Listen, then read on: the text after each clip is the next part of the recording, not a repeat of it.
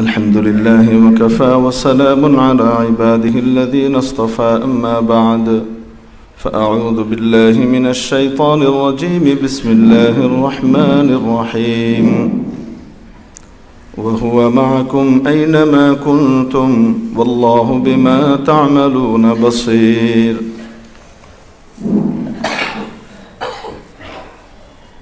صدق الله مولانا العظيم উপস্থিত উম্মতের মাথার মুকুট ওয়াজিবুল ইহতিরাম হাদারাতে উলামায়ে কিরাম, ভবিষ্যৎ ওয়ারাসাতুল আম্বিয়া, আজিজ তালাবা, সর্বস্তরের ধর্মপ্রাণ ধর্মভীরু সম্মানিত মুসল্লিয়ান আযম, আল্লাহ তাবারাক ওয়া তাআলা আমাদেরকে পৃথিবীর শ্রেষ্ঠতম জায়গা তার ঘর মসজিদে হাজিরি দেওয়ার তৌফিক দান করে ধন্য করেছেন, সৌভাগ্যবান করেছেন। শুকর আদায় করি আলহামদুলিল্লাহ। প্রিয় উপস্থিতি, আমরা এই বিষয়ে আলোচনা করছিলাম গত সপ্তাহে যে আল্লাহ তাবারাক ওয়া তাআলা আমাদের সাথে তার সম্পর্ক, নৈকট্যের সম্পর্ক কামনা করেন, বন্ধুত্বের সম্পর্ক কামনা করেন। আল্লাহ তাআলা চান বান্দা এবং বান্দির সাথে আমার সম্পর্ক ভালোবাসা, মহব্বতের সম্পর্ক দ্বারা গঠিত হোক। প্রিয় উপস্থিতি, এই জন্য আল্লাহ তাআলা এই আয়াতে কারিমায় আমাদেরকে জানিয়েছেন যে বান্দা, তোমরা যেখানেই থাকো না কেন, তিনি অর্থাৎ আমি আল্লাহ তোমাদের পাশেই আছি, তোমাদের সাথেই আছি। বলছিলাম এই আয়াতের মাধ্যমে আল্লাহ তাআলা জানিয়েছেন আমাদেরকে যে তিনি আমাদের সাথে ভালোবাসা এবং মহব্বতের সম্পর্ক স্থাপন করতে চান এবং এই সম্পর্কটা কামনা করেন। বন্ধুত্বের দাবি কাছাকাছি থাকা, নিকটে থাকা, নৈকট্য অর্জন করা। এখন এই নৈকট্য দুই রকমের হয়, একটি হলো দৈহিক শারীরিক, আরেকটি হলো মানসিক আত্মিক। দৈহিক শারীরিক নৈকট্যের তুলনায় আত্মিক নৈকট্যের গুরুত্ব হাজার কোটি গুণ বেশি। বিষয়টি একটু খুলে ধরার জন্যে আপনাদের সামনে একটি ছোট্ট উদাহরণ পেশ করছি। আমার দাদা ওস্তাদ হযরত আল্লামা মুফতি মোহাম্মদ শফি রহমতুল্লাহ আলাই, যিনি প্রথিত যশা একজন লেখক, ইসলামবেত্তা এবং ফিকাবিদ, গ্র্যান্ড মুফতি, মুফতি আজম হিসেবে প্রসিদ্ধ ছিলেন। হযরত মুফতি মোহাম্মদ শফি রহমতুল্লাহ আলাই একবার হজ শেষ করে, হজের আমাল আর আরকানগুলো শেষ করে মদিনা মুনাওয়ারা গমন করলেন। ওখানে সরকারে দো জাহাঁ সাল্লাল্লাহু আলাইহি ওয়াসাল্লামের সকাশে দাঁড়িয়ে, সামনে দাঁড়িয়ে একটু সালাত ও সালাম পেশ করবেন। নবীজির মসজিদে নামাজ আদায় করবেন, রওদাতুম মিন রিয়াদিল জান্নার মধ্যে নামাজ আদায় করবেন, দোয়া করবেন। সরকারে দো জাহাঁর সামনে দাঁড়িয়ে একটু সালাত ও সালাম পেশ করবেন। নবীজির সামনে দাঁড়িয়ে একটু সালাত ও সালাম পেশ করবে, এই কামনা, এই বাসনা, এই আকাঙ্ক্ষা, এই আগ্রহ, এই উদগ্র বাসনা কোন মুমিন মুসলমানের হৃদয়কে না আন্দোলিত করে থাকে? প্রত্যেক মুমিন মুসলমানের হৃদয়ের আকুতি, কামনাটা যেন এমনই হয়ে থাকে, শৌকে আতিশ সে তড়পতা হুঁ সদা मैं বেকরার, শৌকে আতিশ সে তড়পতা হুঁ সদা मैं বেকরার, हाज़िरी शहरे मदीना कब नसीब हो मुझे, रौज़ाए अक़दस दिखा दे, रौज़ाए अक़दस दिखा दे, गुंबदे खदरा मुझे, दरमियाने क़ब्र मिंबर गिड़गिड़ाने दे मुझे, दरमियाने क़ब्र मिंबर गिड़गिड़ाने दे मुझे, रौज़ाए अतहर दिखा कर इश्क़ में दीवानवार, मिस्ल अबू बकर उमर उस्मान আলী ইয়া রব মুঝে। প্রত্যেক মুমিনের কামনা বাসনা হয় নবীজির সামনে দাঁড়িয়ে একটু সালাত ও সালাম পেশ করে আসবে। একটা বারের জন্য সোনার মদিনা দেখে আসবে। এটা প্রতি মুমিন মুসলমানের হৃদয়ের আকুতি, কামনা এবং বাসনা হয়ে থাকে। এই ইচ্ছে পূরণ করার জন্য তিনি ওখানে দাঁড়িয়ে সালাত ও সালাম পেশ করছেন, কিন্তু কাছে যাওয়ার হিম্মত হচ্ছে না। দূরে দাঁড়িয়ে একদম দেয়ালের পাশে, পেছনের যে দেয়াল, সেই দেয়ালের দিকে সেঁটে গিয়ে জড়সড় হয়ে সালাত ও সালাম পেশ করছেন। কাছে যাচ্ছেন না, কাছে যাওয়ার হিম্মত হচ্ছে না। কারণ যে স্থান, যে জায়গা, এটার গুরুত্ব, এটার মর্যাদা, এটার মাহাত্ম্য এবং এটার নাজুকতা, স্পর্শকাতরতা উপলব্ধি করার ক্ষমতা সকলের থাকে না। যিনি বিষয়টি উপলব্ধি করতে পারেন, তিনি কাছাকাছি যাওয়া থেকে অনেক বেশি দূরত্ব অবলম্বন করতে চান। না জানি আমার গুনাহের কারণে সরকারে দো জাহার আত্মার কষ্ট হয়, না জানি কোন বেয়াদবি হয়ে যায়।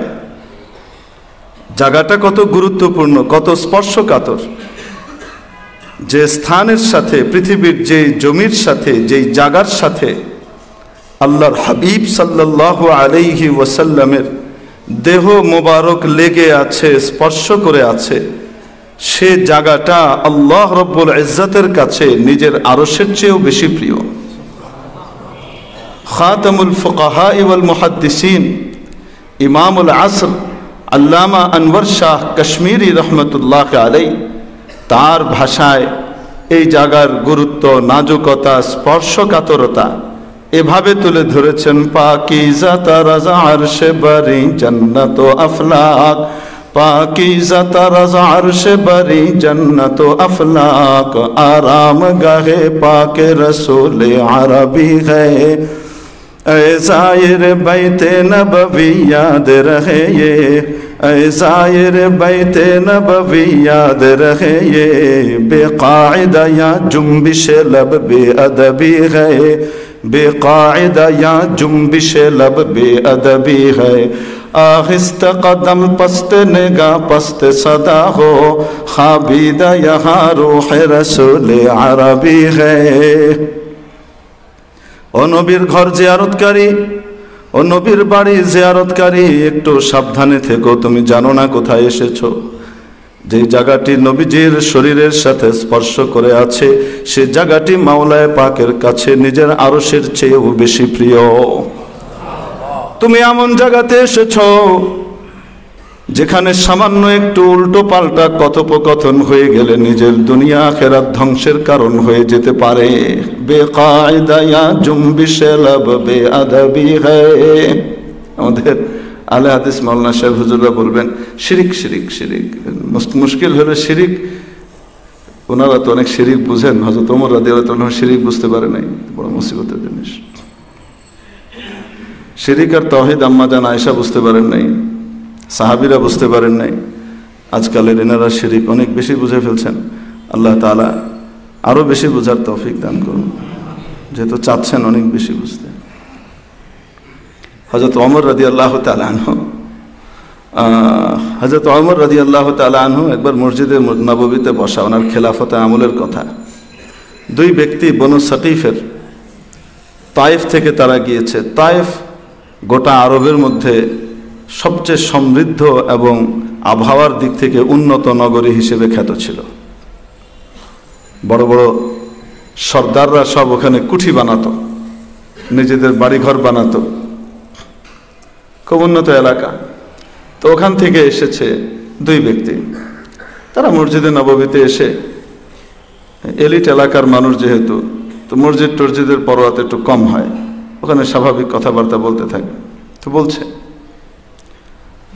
তাদের মধ্যে একজন বলেন যে হঠাৎ মনে হলো যেন আমার কাঁধের মধ্যে একটা পাথরের ছোট্ট খণ্ড এসে পড়ল। তো আমাকে কে ছোট্ট কঙ্কর মারলো এটা দেখার জন্য ঘুরে তাকালাম, দেখি আমিরুল মুমিনিন ওমর ইবনুল খাত্তাব রাদিয়াল্লাহু তাআলা আনহু বসা। চোখের ইশারায় উনি আমাদেরকে ডাকছেন, চোখগুলো বড় বড় হয়ে আছে, লাল টকটকে হয়ে আছে। হযরত ওমরের চোখ এমনি কিছুটা লালিমা মাখা ছিল।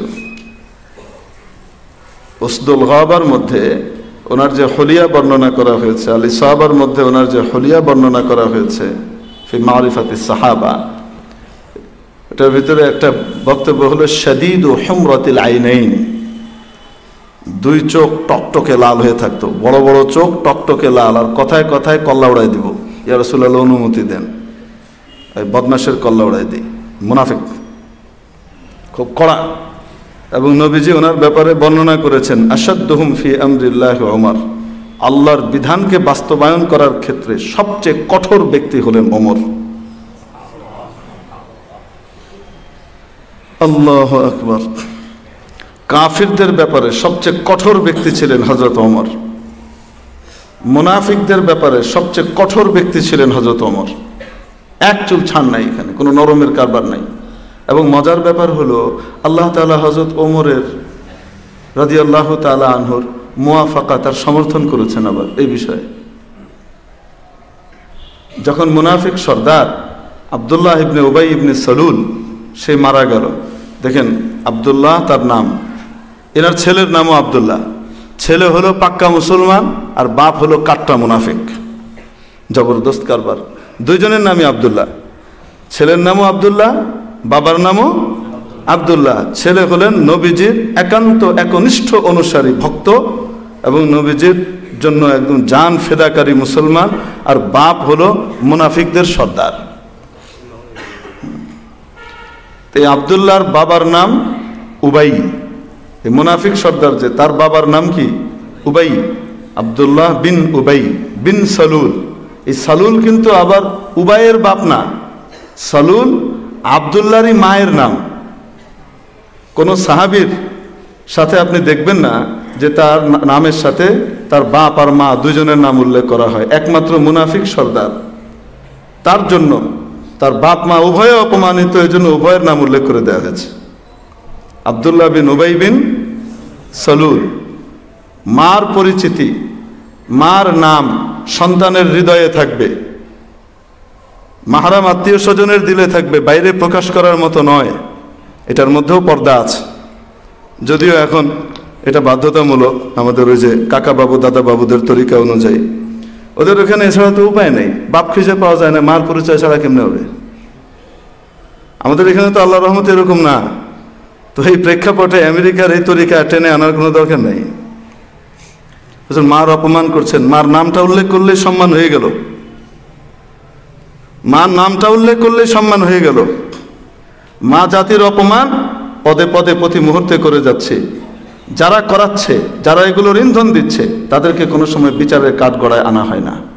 এদেশে বাল্য বিবাহ নিষিদ্ধ, কিন্তু বাল্য প্রেম নিষিদ্ধ করা হয়নি। এদেশে বাল্য বিবাহকে নিষিদ্ধ করে নবীজির আমলকে নিষিদ্ধ করার প্রয়াস চালানো হয়েছে ইউরোপ আমেরিকার কথা শুনে।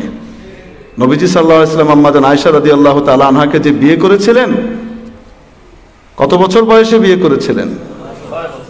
6 বছর বয়সে। এবং সেই বিয়ে কে দিয়েছে?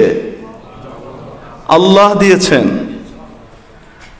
নবীজি সাল্লাল্লাহু আলাইহি ওয়াসাল্লামের কাছে দুই বিবির ব্যাপারে ঘটনা ঘটেছে। এটা জিবরাইল আলাইহিস সালাম আসলেন, এসে বলেন, ইয়া রাসূলুল্লাহ, আল্লাহ তাআলা তো আপনার বিয়ে পড়াই দিছে আসমানে। উনি বলেন, আমার বিয়ে পড়াই দিছে, কবুল বলল কে? আল্লাহ তাআলা নিজে বিয়ে পড়াই দিয়ে কবুল পড়াই দিছেন।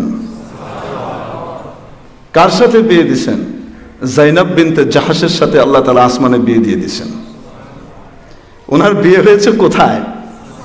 আসমানে, হযরত জাইনাব রাদিয়াল্লাহু তাআলা আনহার সাথে। আর আম্মাজান আয়েশা রাদিয়াল্লাহু তাআলা আনহার ব্যাপারে রাসূল করিম সাল্লাল্লাহু আলাইহি ওয়াসাল্লাম বলেন, জিবরাইল আলাইহিস সালাম আসলেন আমার কাছে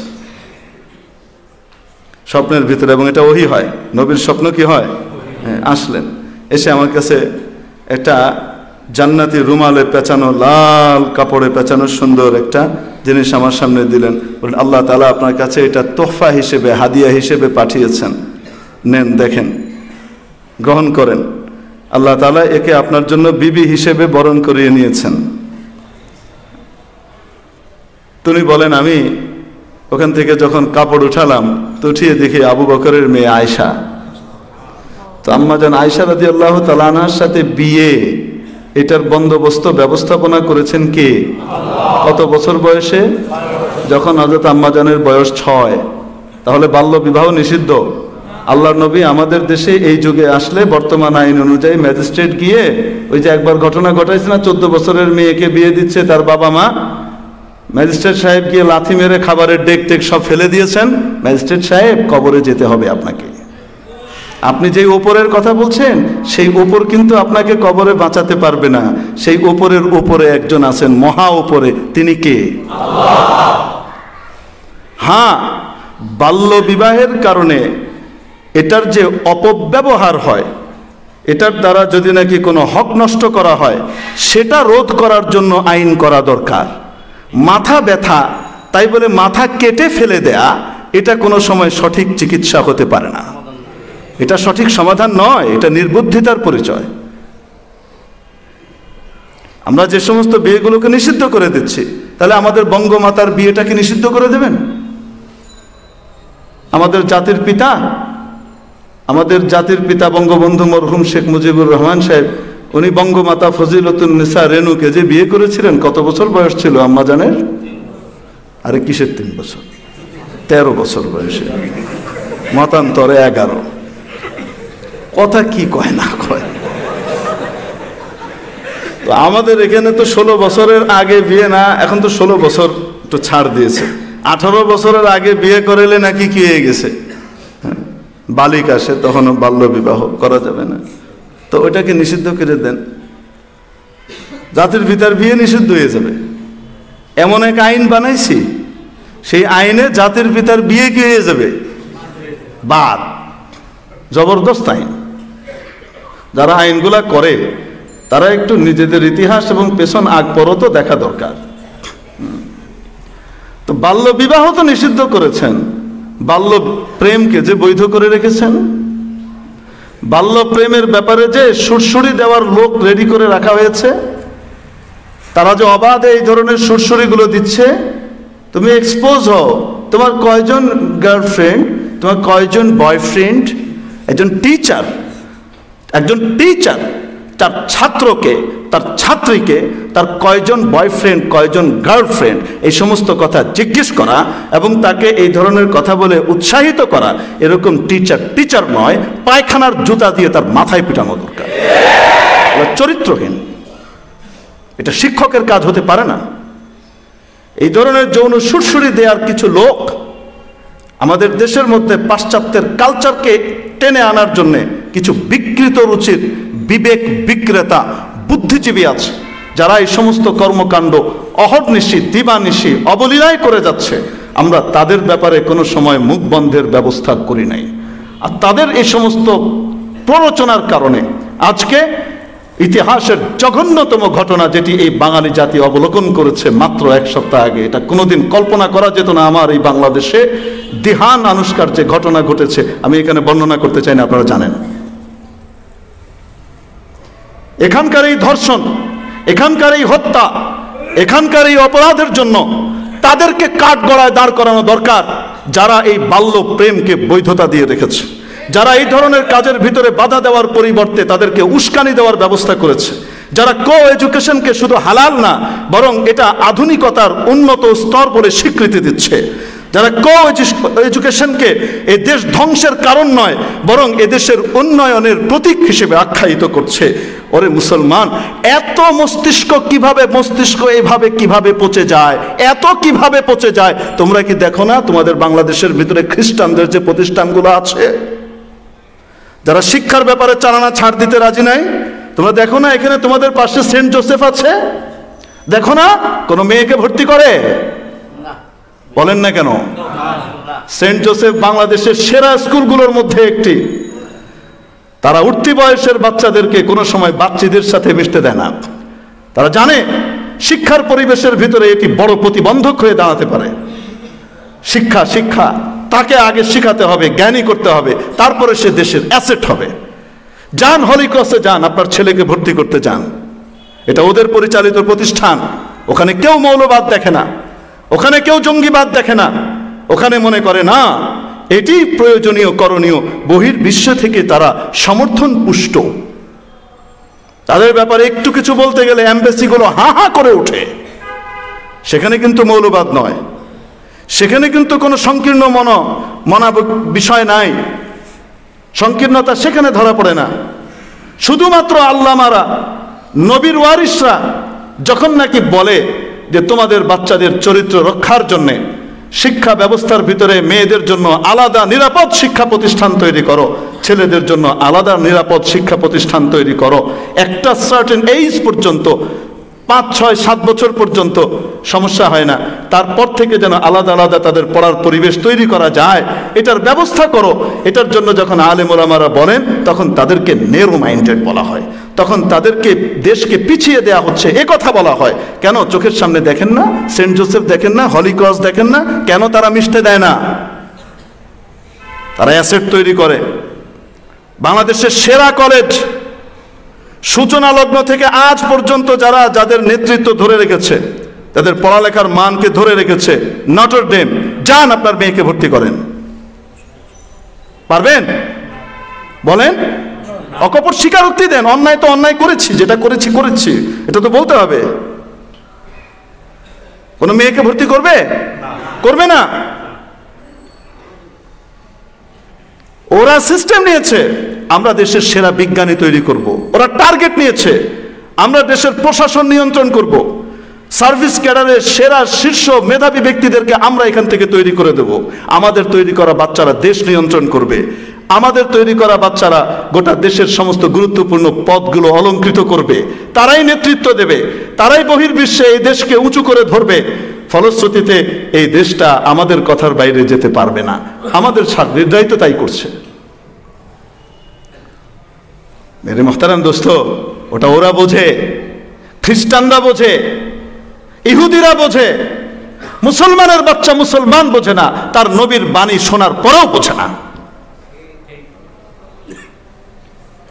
আজকে এই আনুশকা হত্যার জন্যে তার এই নেককারজনক যে ঘটনাটা ঘটেছে, এটা আমি তো পরশুদিন শুনেছি। পরশুদিন শোনার পরে আমার মাথার তালু গরম হয়ে গেছে।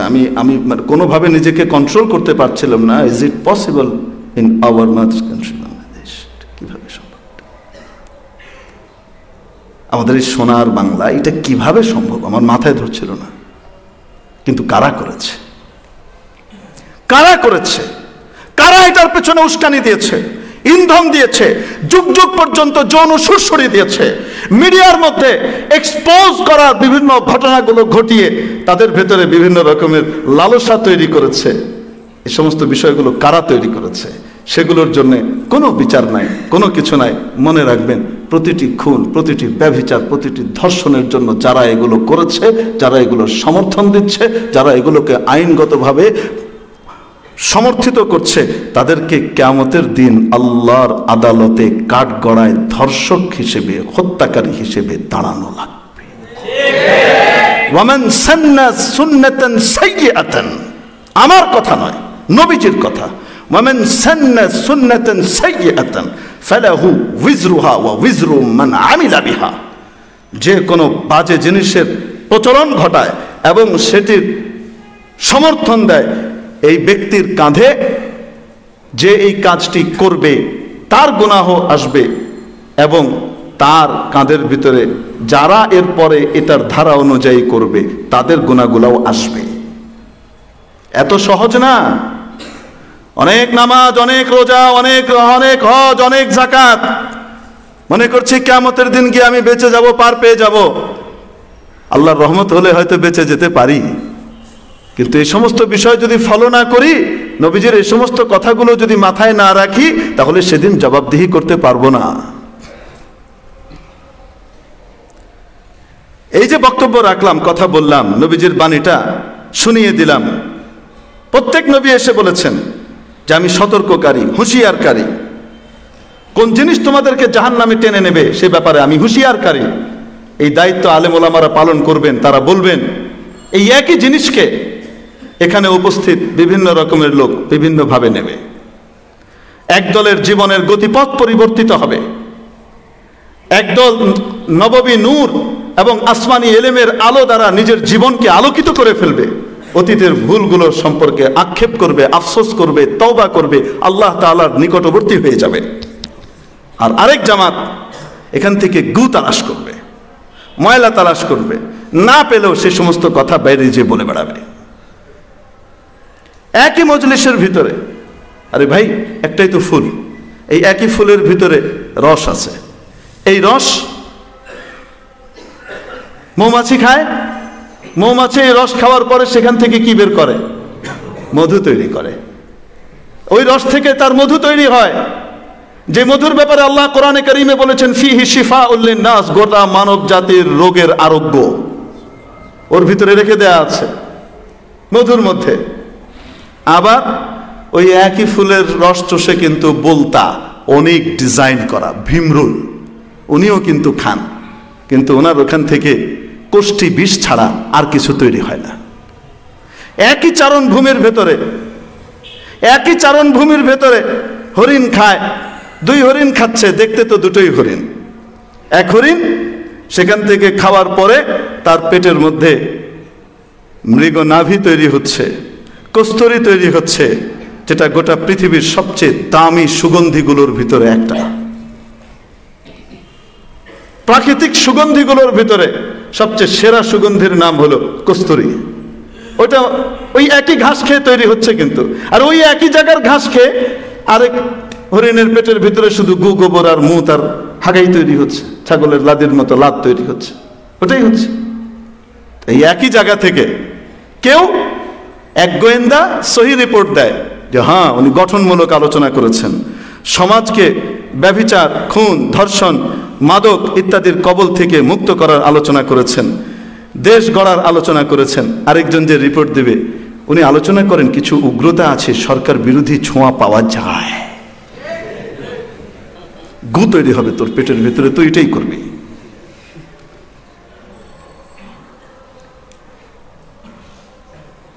মেরে মোহতারাম দোস্ত, আজিজ বুজুর্গ, খুশি হয়ে যান, সবাই খুশি হয়ে যান। পছন্দ না হলে এক্সপাঞ্জ,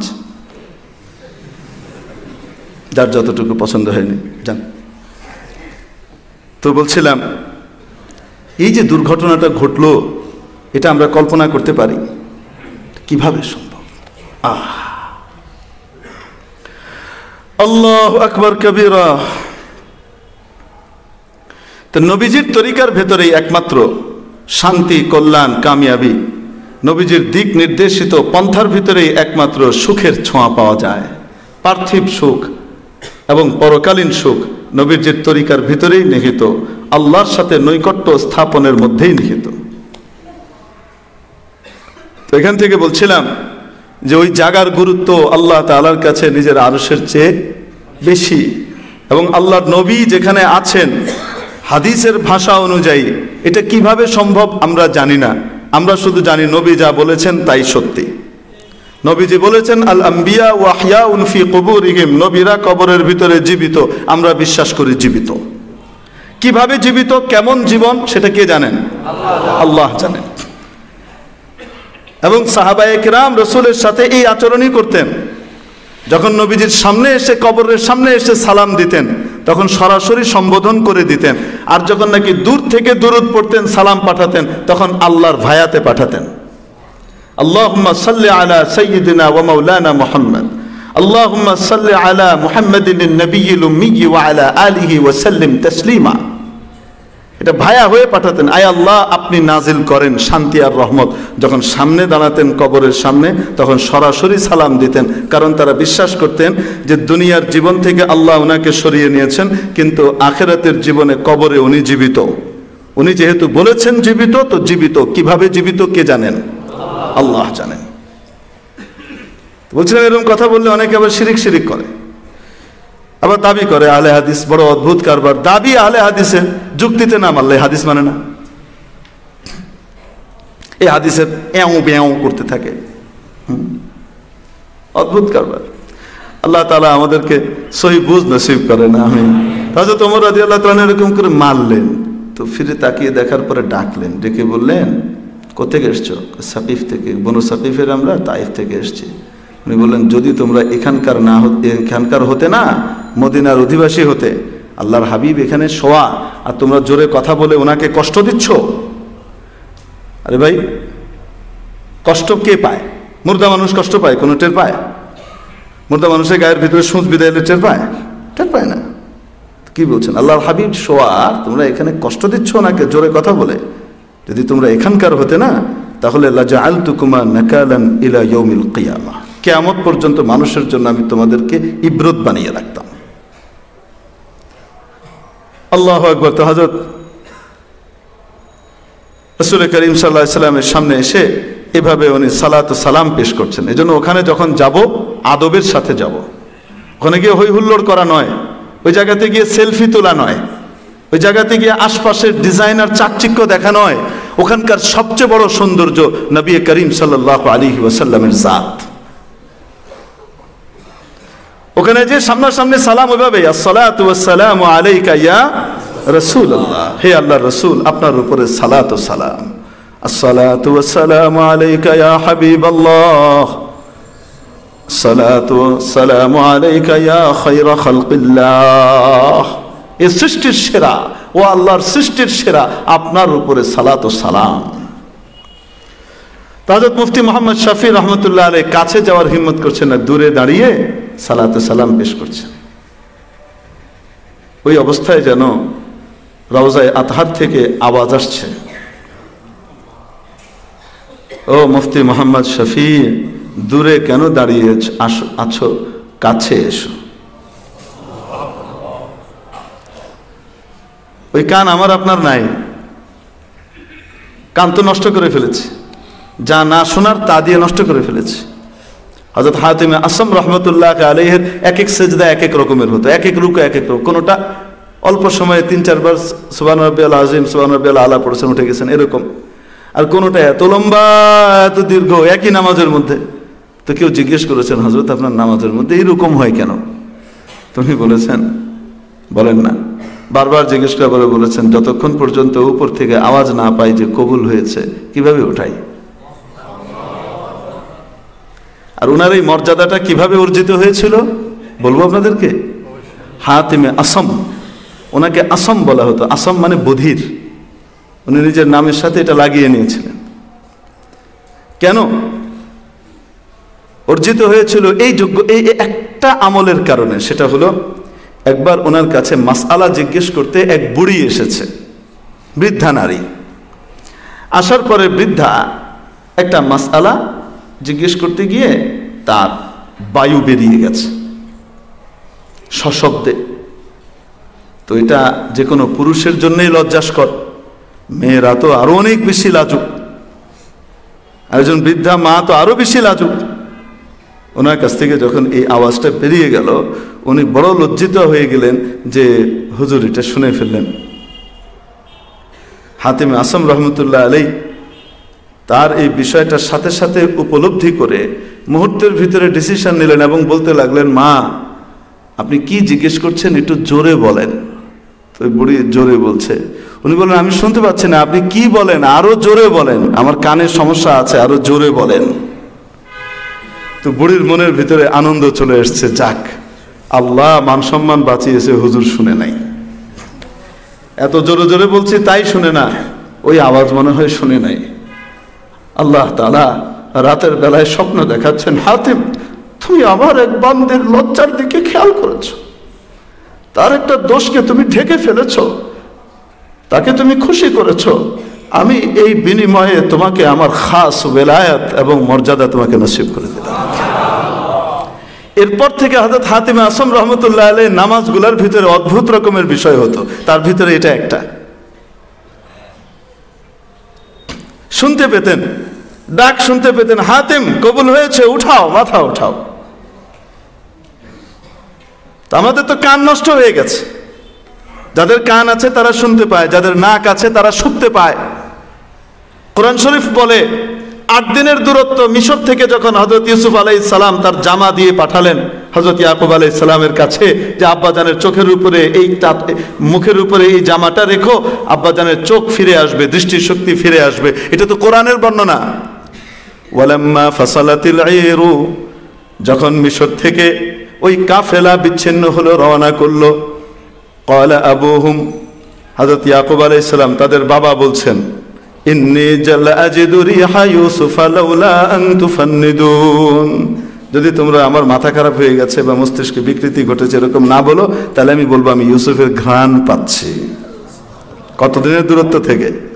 8 দিনের দূরত্ব থেকে। তাহলে আল্লাহওয়ালারা এটা পান কি পান না? সব সময় যখন উনি চান তখন। তো হযরত মুফতি মোহাম্মদ শফি রহমতুল্লাহ আলাইহি যে শুনছেন, এটাকে বিশ্বাস করুক চাই না করুক, এটা কি অবাস্তব না বাস্তব হতে পারে? হ্যাঁ, কোরআন দ্বারা সমর্থিত। আহলে হাদিস ভাইরা ধোকায় পড়েন না। হ্যাঁ, যেটা কোরআন হাদিসের সাথে সাংঘর্ষিক হবে, এটা যত বড় কারামত হোক লাত মেরে ফেলে দেবো। ওরকম এর কোনো কি নাই, দাম নাই। তো যেন আওয়াজ শুনছেন মুফতি মোহাম্মদ শফি, কেন দূরে দাঁড়িয়ে আছো, কাছে এসো। আর আওয়াজ পাচ্ছেন, মনে রাখবে কেউ যদি আমার সুন্নতের ধার না ধারে, যে ব্যক্তি আমার সুন্নতের ধার ধারে না, আমার তরিকাকে পাত্তা দেয় না, আমার বর্ণিত জীবন বিধানকে তার জীবনের ভিতরে বাস্তবায়িত করে না, মুখ ফিরিয়ে নেয়, এরকম ব্যক্তি যদি আমার কবরের ভিতরে এসে ঢুকে যায়, সে আমার কাছ থেকে অনেক অনেক দূরে। আর যে ব্যক্তি আমার সুন্নত দ্বারা, আমার তরিকা দ্বারা তার মাথা থেকে পা পর্যন্ত সমস্ত জীবনকে সে আলোকিত করে এবং সাজায়, এইরকম ব্যক্তি আমার কাছে যদি আসতেও না পারে, পৃথিবীর অপর প্রান্তেও পড়ে থাকে, মনে রাখবে সে আমার অনেক কাছাকাছি অবস্থান করে।